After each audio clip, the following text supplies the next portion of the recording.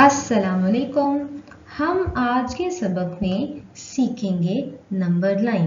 हमारा आज का सबक हमें नंबर लाइन के बारे में मालूमात फ्राहम करेगा। तो आइए सीखते हैं। हमारे सामने स्क्रीन पर एक लाइन मौजूद है। जब भी हमने लाइन ड्रा करनी होती है, एक सीधी लाइन, तो हम हमेशा एक स्केल की मदद से इस लाइन को ड्रा करते हैं, क्योंकि ये स्केल हमें सीधी लाइन ड्रा करने में मदद करता है। अब नंबर लाइन क्या होती है? एक ऐसी लाइन जो हम स्केल की मदद से ड्रा करते हैं, सीधी लाइन, और फिर उस पर हम नंबर्स को लिखते हैं। इसीलिए तो हम इसे नंबर लाइन कहते हैं कि ये वो लाइन है जिस पर नंबर्स लिखे जाते हैं। मगर अब नंबर्स को किस तरह से लिखना है? नंबर्स हमने बराबर वक्फों में लिखने हैं, मसावी पैमाने में लिखने हैं। पैमाना भी वक्फा ही होता है और मसावी भी बराबर को ही कहते हैं। मतलब कि जब ये लाइन हमने ड्रॉ कर ली और उस पर नंबर्स लिखने का टाइम आया, तो हमने मुनासिब वक्फा लेकर उन नंबर्स को लिखना है। अब हम मुनासिब वक्फे का इंतखाब जो है वो स्केल की मदद से आसानी से कर लेते हैं। जैसे 2 और 3 के दरमियान वक्फा एक मुनासिब वक्फा है, 1 और 2 के दरमियान वक्फा भी एक मुनासिब वक्फा है, और इन दोनों नंबर्स के दरमियान ये बराबर वक्फा है। ऐसा नहीं कि 1 और 2 के दरमियान जो फासला है वो अगर इतना है तो 2 और 3 के दरमियान फासला इस फासले से दुगना हो जाए, ऐसा नहीं है। नंबर लाइन पर जब भी नंबर्स को लिखा जाएगा तो वो हमेशा बराबर वक्फों में ही लिखे जाएंगे। हमारे सामने एक और नंबर लाइन आ गई है। ये जो तस्वीर है, ये जो पिक्चर है, हमें नंबर लाइन को अंडरस्टैंड करने में मदद करती है। पिछली तस्वीर में हमने सिर्फ एक लाइन ड्रॉ की और उसमें बताया गया कि जब हम इस पर नंबर्स को लिखते हैं तो वो नंबर लाइन बन जाती है। ये एक मुकम्मल नंबर लाइन की मुकम्मल तस्वीर है। मतलब ये लाइन हमने स्केल की मदद से ड्रॉ कर ली और फिर उस पर हमने ये नंबर्स को डिस्प्ले किया। यहाँ पर नंबर 0 है तो यहाँ पर नंबर 1 है, फिर यहाँ पर नंबर 2 है। अब इनके दरमियान जो ये वक्फा है, ये मुनासिब बराबर वक्फा है। जितना वक्फा इधर है उतना ही वक्फा इधर है। और अगर गौर करें तो तमाम नंबर्स पर जो कि इस नंबर लाइन में मौजूद हैं, 0 से लेकर 10 तक, तमाम नंबर्स के दरमियान बराबर फासला है, बराबर वक्फा है। ये नंबर लाइन भी हमारे पास बिल्कुल पिछली नंबर लाइन की ही तरह है। ये भी हमें समझने में मदद करती है कि जब भी हमने नंबर लाइन पर नंबर्स को लिखना है तो उनके दरमियान में वक्फा बराबर होना चाहिए। अब इधर जो बात समझने की है वो ये है कि नंबर लाइन में जब हम वक्फों का इंतखाब करते हैं, पैमाना मुकर्रर करते हैं, तो इस बात का ख़ास तौर पर ख्याल रखना चाहिए कि पैमाना बराबर हो। ऐसा नहीं कि यहाँ पर पैमाना 1 नंबर का है तो इससे इस नंबर के दरमियान पैमाना दुगना हो जाए।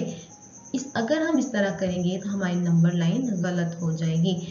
इस नंबर लाइन में जो मुकर्रर करदा पैमाना है वो 1 नंबर का है, मतलब 2 के बाद नंबर 3 है तो ये 1 नंबर का पैमाना है। ऐसा नहीं कि 2 के बाद नंबर 4 आ जाए या फिर नंबर 5 आ जाए। 2 के बाद जब भी नंबर लाइन पर हम 1 नंबर का वक्फा रखते हैं तो हमेशा उसके बाद 3 को ही लिखा जाता है। अब हमारे सामने एक और पिक्चर है नंबर लाइन की। ये भी नंबर लाइन है, हमने लाइन स्केल की मदद से ड्रॉ कर ली है, उस पर हमने नंबर्स को डिस्प्ले किया है।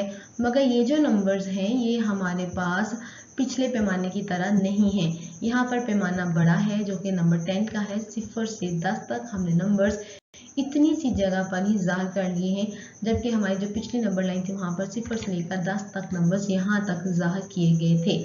अब नंबर लाइन पर मौजूद पैमाने का इंतखाब हमने सवाल की ज़रूरत के मुताबिक करना होता है। यहाँ पर पैमाना 10 है, फिर 10 से आगे 20, मतलब इनके दरमियान भी पैमाना 10 है। ऐसा नहीं कि यहाँ पर हमने पैमाना 0 से लेकर 10 तक लिखा तो फिर यहाँ 10 से आगे 12 तक कर दिया, यहाँ पे 10 से आगे सीधा 30 तक ले गए। ऐसा हरगिज़ नहीं करना होता है। हमने नंबर लाइन पर मुकर्रर पैमाना तमाम नंबर्स के लिए ही इस्तेमाल करना होता है। यहाँ पर जो पैमाना है वो 10 नंबर का लिया गया है। इससे हमें बड़े नंबर्स को नंबर लाइन पर ज़ाहिर करने में आसानी होती है और कम वक्त में बेहतर अंदाज में उन नंबर्स को नंबर लाइन पर हम ज़ाहिर कर लेते हैं।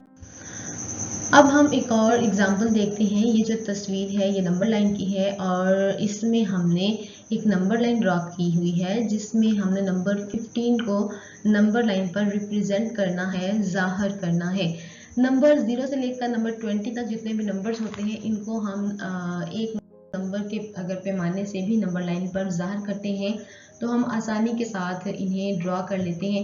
मगर अगर हमने नंबर्स 20 से आगे जैसे 25, 30, 40, 50 या इससे आगे नंबर्स को जाहिर करना हो तो ये क्योंकि वैल्यू में नंबर बड़े होते चले जाते हैं तो फिर इनके लिए अगर हम नंबर लाइन ऐसी ड्रॉ करें जिसमें पैमाना एक नंबर का हो तो वो ये थोड़ा नामुनासिब हो जाएगा।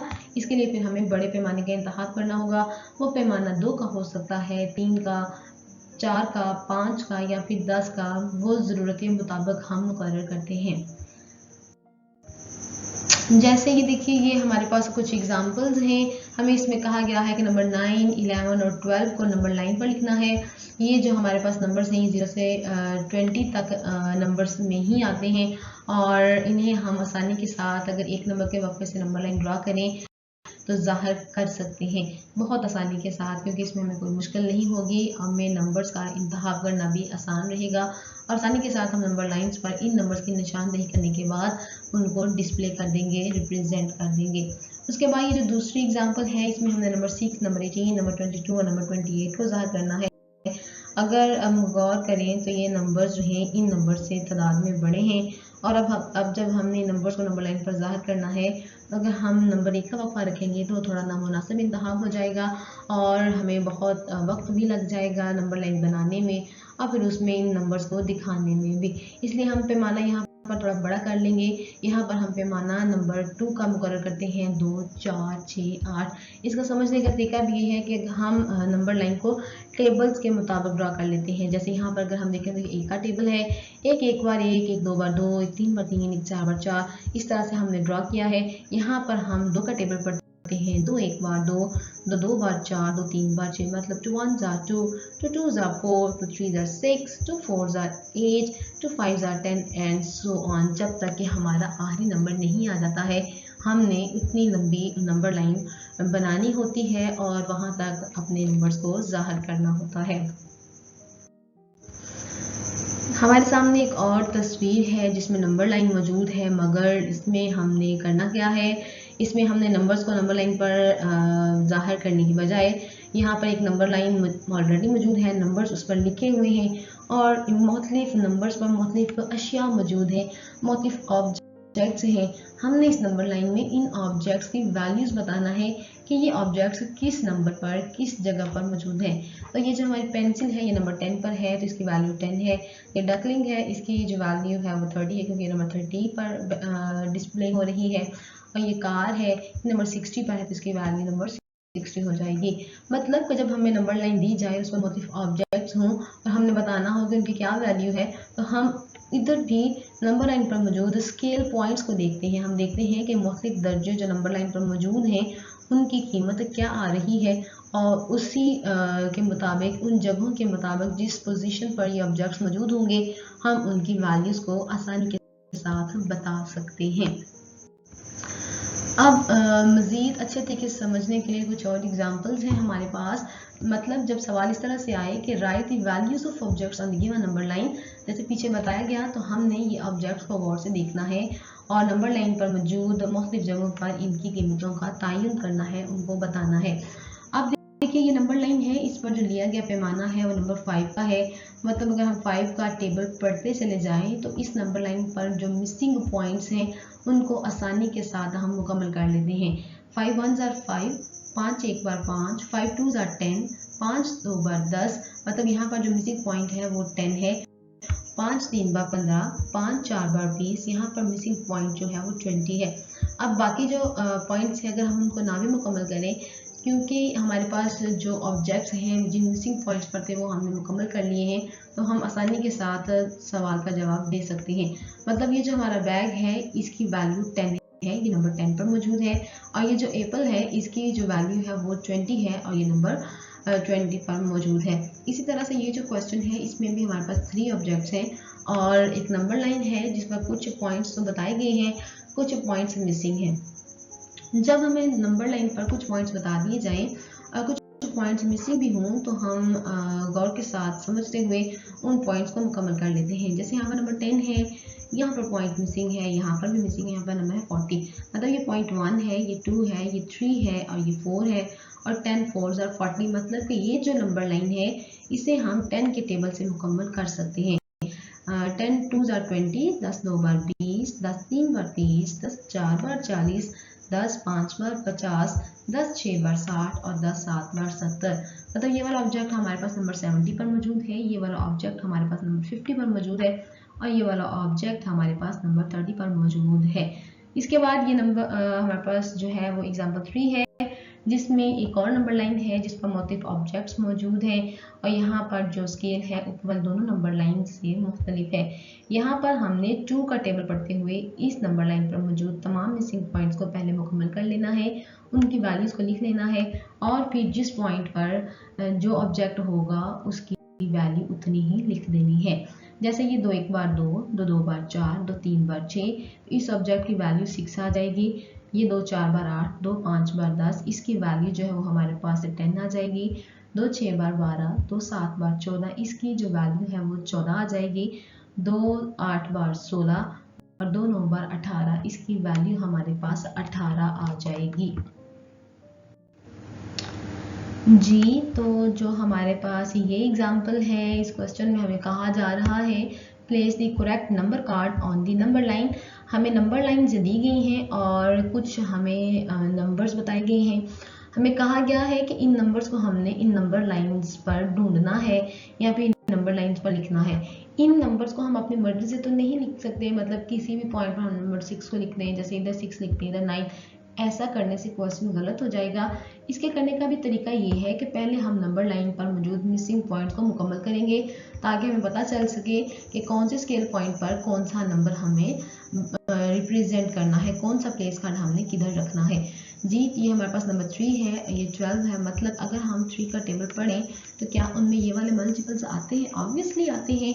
तो ये वाली नंबर लाइन हमने नंबर 3 का टेबल पढ़ते हुए कंप्लीट कर लेनी है।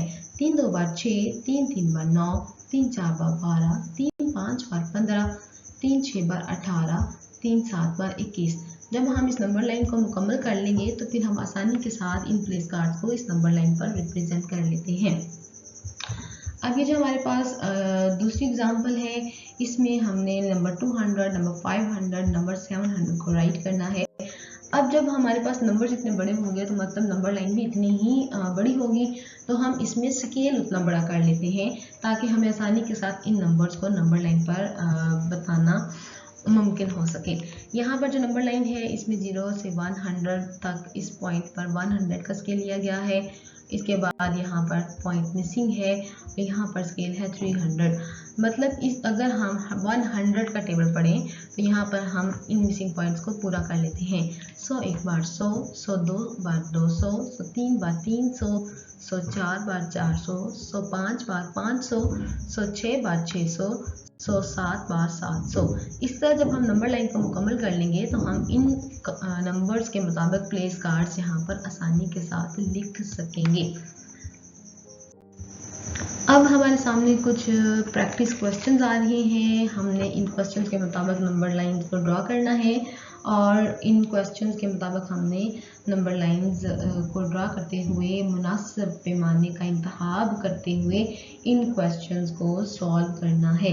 ये प्रैक्टिस क्वेश्चंस हैं, ये हमारी अंडरस्टैंडिंग को चेक करने का बहुत ही मुफीद अमल होगा, जिसमें हम पीछे दी गई तमाम मालूमात की समझ का अंदाज़ा लगा सकेंगे कि स्टूडेंट्स ने कितनी आसानी के साथ इन तमाम मालूमात को समझा है और अब उनको प्रैक्टिस कर सकते हैं या नहीं कर सकते हैं।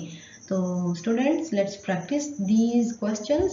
Draw different number lines as per the given questions and identify the given points on your number line. Thank you.